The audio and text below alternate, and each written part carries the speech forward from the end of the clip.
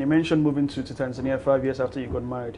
How easy was that for you to do? I mean, I guess there are people here. I mean, I know people who have been asked to move to Abuja, for example, or to Port Harcourt, and even if it's a more lucrative move, salary-wise, they think, you know, I want to be in Lagos. My family is here. My network is here. How easy was it for you to make that decision? Obviously, I'm sure you had the support of your family and your husband. But for you, did you think this is something I had to do, or was there a way you could talk yourself out of it? It wasn't something I had to do, it's something I wanted to do. As soon as it was offered me, I had mentally accepted. The issue was how would my husband sort of react? How would other stakeholders sort of take it? But you know, as I said, sometimes we have to be strategic about these things. And I thought, who are the people who are most important to him? Who are those who have most influence over him? And who are his stakeholders? And what I did was I spoke to my mother-in-law, and you know, of course, asked the questions, you know, all the usual stuff. Spoke to my mom, spoke to my 4 sisters-in-law, and spoke to my sister. So once I got them, you know, on my side, I then said to him, you know, this thing has come up, you know, this American bank, they just send people all over the place, and you know, I'm not really interested. And yeah, yes, don't mind them. Don't they know you're a married woman? Blah blah blah. And that was it. And of course, I knew he was going to consult his most important stakeholders, all the women in his life. And he did. And then, you know, eventually, they were sort of giving me feedback. And eventually I said, well, you know, it might not be so bad for your career, you know, and we'll work it out. And that's how it happened. But I had decided to, I mentally had accepted. I mean, another example was when I had my twins in 2003. And the opportunity came up for me to go to Harvard for 3 months through the AMP. And of course, it was going to be again, these twins you've waited for so long, you know, they're not even 2 yet or whatever. You know, would you really leave them behind? But I had mentally sort of decided I was going to go.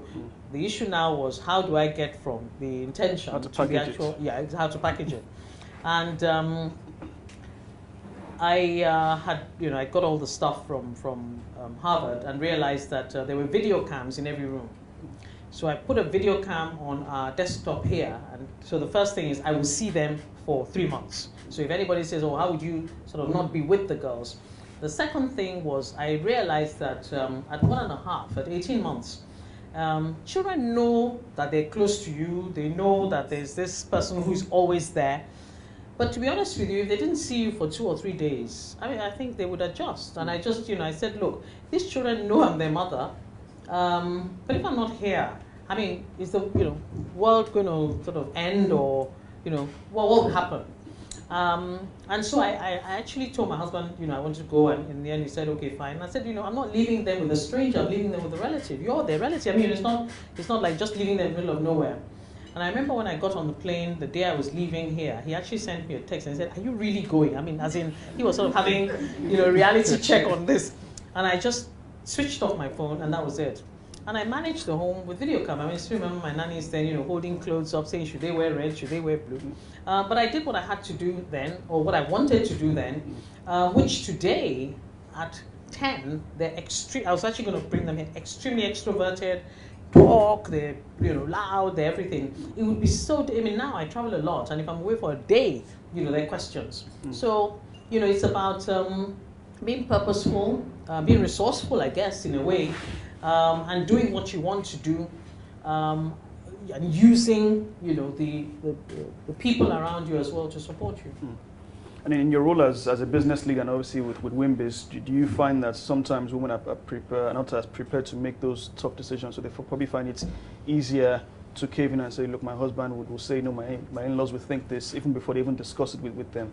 Do you find that? Yeah, definitely. I mean, a lot of women, when I share privately about, what I did and so on, they then say, okay, they sort of think, because the initial reaction is usually no. It's not even so much the husband, it's the mother-in-law. I mean, how would he, face his mother to say his wife was going off to Abuja or whatever? But again, for those ladies who are single here, I think it's important that you align choice of spouse with choice of husband. It's very, very important. I think a lot of the time, maybe the woman's sort of innate ambition is not presented early enough to get some alignment with the support that her prospective husband would give her. And so if you've made out that you're some sort of fresh food on the table every day, stay at home lady, which is fine. And then all of a sudden you talk about you want to sort of rule the world and travel abroad to work and so on. It can be quite disconcerting for a man who has gone into the marriage with certain views and certain perspectives. So I think it's important that, and it works both ways, male or female, that we share aspirations, we talk. I talk to a lot of young people today, and there are people walking down the aisle with a spouse who don't know the secondary school that the guy or the girl went to. Because these days, I'm not sure that enough of us really talk. Because if you're close to somebody, you share your aspirations. When I was going to join Citibank, I remember my husband and I were not married then, but I actually asked for his opinion because I felt that it was important to get some sense of, I want this job, I'm going to take this job. It's an American bank, a fiercely aggressive bank, a bank that would push me in terms of demands on my time and so on. And he supported my taking the job. Now, if I hadn't done that, it's possible that I would have, would still have gotten married, but I would have had a lot of issues. Working late, traveling, going to live in another country, and so on. So I think that for young women in particular, since your question is focused on women, I think it's important, even at the choice of spouse level. I think it's important. Even in the workplace, if what matters to you is being involved in your children's education and making sure that you go to PTAs and so on, then make sure your boss knows early enough when you start a new role that I just want to share with you one or two things that are very important to me. It's important that I see my parents, and so on Mondays. Can I work a bit later on Friday so that on Monday mornings I come in a bit later? People are not unreasonable if they know. It's when we spring surprises on them that they then, their back is up and they react. But I encourage people that, because mobility is also important in terms of, career progression. Those who are more flexible are more likely to have more versatile CVs where they're better able to fit into roles that come up.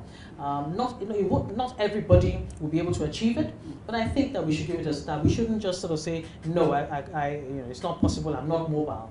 All of us are mobile if we can be smart about it.